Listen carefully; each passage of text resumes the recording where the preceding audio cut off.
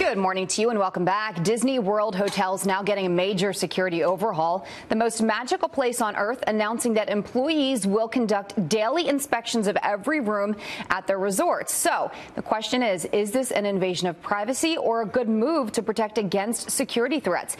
Here now to weigh in is national security analyst for the Clarion Project, Ryan Mauro. Thanks for joining us this morning, Ryan. Thanks for having me. Now, let's go over what's changing as far as Disney resorts go. The do not disturb signs that you typically see, that's going to be changed to room occupied. As we mentioned, employees must enter rooms every day, and there will be changes to launch this at all resorts in the upcoming weeks. Do you think this is a good idea? I do, because it's not like there's going to be random inspections where they just come in and start going through all of your stuff.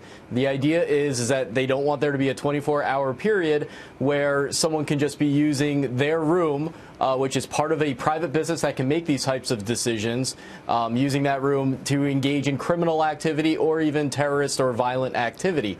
We saw this with Stephen Paddock, where he took several days to assemble an arsenal and prepare the attack using his hotel room. And going even further back than that, we know that 9/11, the hijackers did this, and it's just kind of widely known in the law enforcement community that this is a typical practice of criminals and terrorists, and you've got to respond to it. I was actually out in Las Vegas following that shooting, covering it for about a week, and a lot of the hotels had changed their policy in Las Vegas after that happened. After 58 people were killed, hundreds of others injured. That happened back in October. I wondered, and a lot of us talked about, how long are some of these changes going to last? And now you see that this could be what we're used to now going forward. I think it is inevitable, and that's because if you want to see the future of the United States, you need to look at Europe, and then if you want to see the future of Europe, you look at Israel and the Middle East. And when I've traveled to several Middle Eastern countries, I've seen these security procedures in place, and that includes oftentimes metal detectors at the front of those hotels, the ones that are bigger.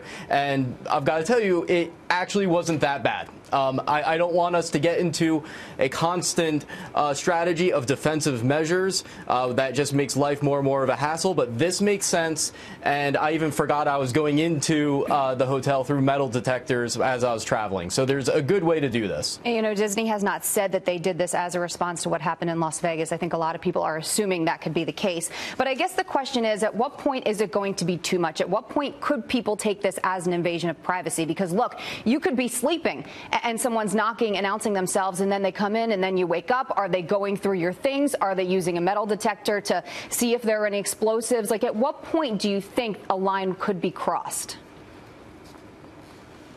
If we get to the point where they aren't calling the room and they're just kind of going in there at any time and looking through your bags, then I would say that's an overreaction. But I don't think we're going to get there, because businesses have an incentive to keep the customer happy, but also to keep the customer safe. All you need is even a thwarted plot that was being assembled from within a hotel room for a business to lose a lot of money. And you also only need a story of a privacy violation to lose a lot of money. So it's in the business's interest to find that fine line, and I think that this falls into the realm, as is being described, the realm of responsible. But it's true, ultimately, the way we need to fight this threat is going to be overseas, and as well as the intelligence operations domestically. We can't just constantly respond to everything by saying, well, what defensive measure can we put in place, until eventually we're all just living in our homes and not going outside. Yeah. Ryan Mauro, thank you for joining us this morning. We appreciate it.